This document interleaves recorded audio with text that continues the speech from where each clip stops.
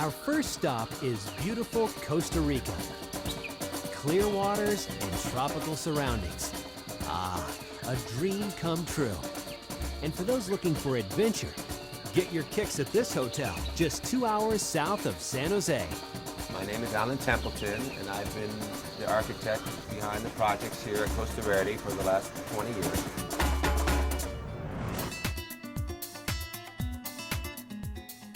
The resort at Costa Verde looks like an average hotel from the outside. But what makes it so unique is its 2 large airplanes that have been turned into a hotel bar and a luxury suite. We salvage planes and we bring them here and we make them into interesting things. My dad was a B-17 pilot in World War II, and growing up I was hearing stories about planes and all sorts of excitement and adventure, and so we try to recreate some of that here.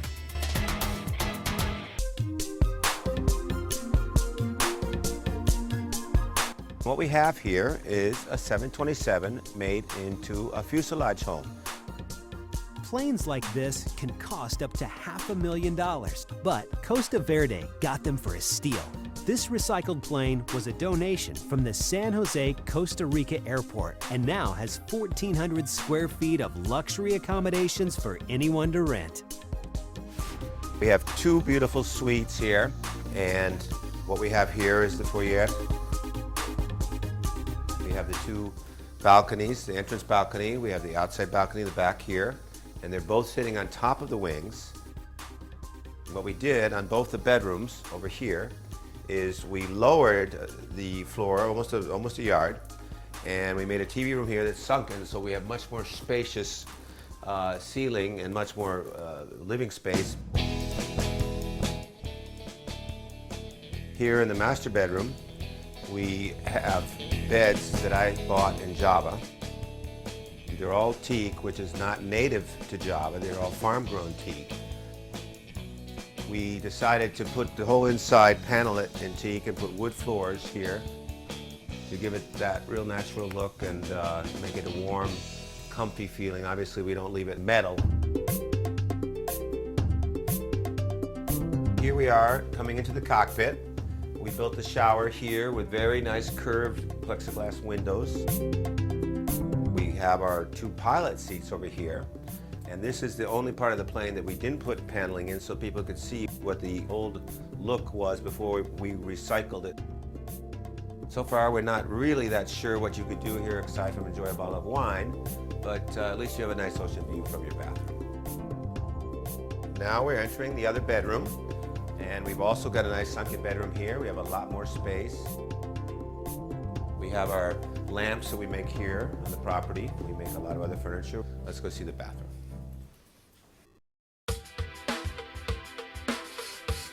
Here we are in what I consider to be the coolest part of the plane. We designed a bathroom that fit the tail section of the plane. The tail section was here, and we took the tail out to make a very good air circulation situation. The turbine that was taken out, it also is great for air circulation up there. So we have a lot of air flowing through the plane, and it really works.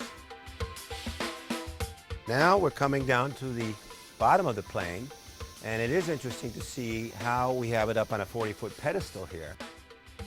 The idea came from an article in Forbes magazine that I read in about 2000. A guy in Tennessee was selling fuselage homes on pedestals. I called him up. It turned out that he actually had not built any of those yet. It was all Photoshopped, all the pictures in the article. And so I said, okay, I'm going to try to do it. And we haven't had any problem. We've gone through several pretty serious tremors here, and there's no problem. I call this the earthquake-proof home.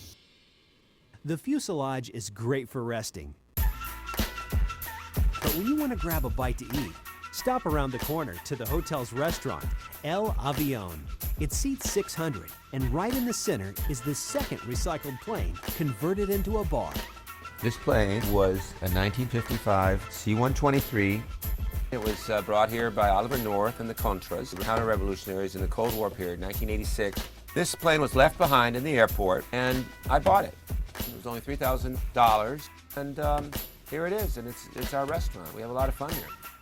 This is an icon here. It's one of the things that make Hotel Costa Verde an interesting place. You know, there's a couple things here that are really interesting. If you look at the side of this plane, there must have been a machine gun that did all these holes here. When we were cleaning this whole thing off in 2000, you know, been sitting for 14 years in the rain, and we took off all sorts of fungus and we took off some of the loose paint, and we found this Air Force seal from the U.S. Tactical Air Wing. And so that was when we started putting the whole story together. We weren't really sure that this was one of the Oliver North planes. But when we saw that, we said, this is very strange that there's a U.S. military plane sitting here in Costa Rica.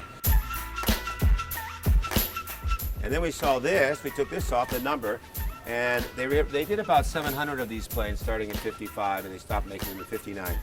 And this is number 663 of the whole production run, which was around 700, 750. And this says number 4 on it because they flew in formations of 4.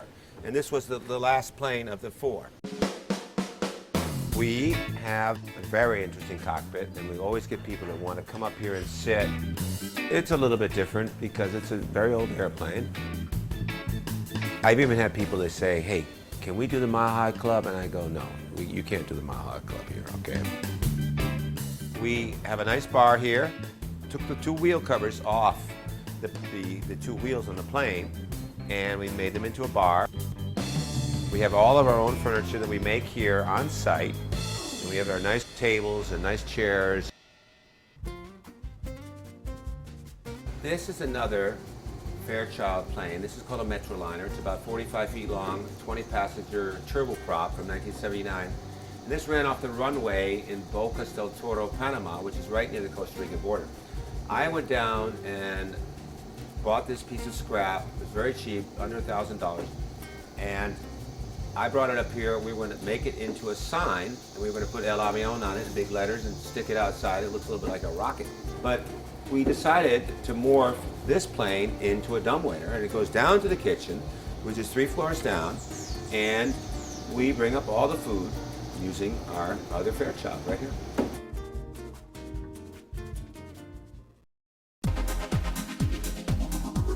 Now we just come up here at night and we put on some music and we have a very nice pub. I would say that one of the really surprising things here at Costa Verde is that we have managed to take some of these old relics and trying to turn them around into very attractive, usable recycle projects. And I think we've been successful at that. And we managed to put them in jungle settings and put them on the top of a mountain, surrounded by trees, and have them fit in and be part of a beautiful piece of scenery.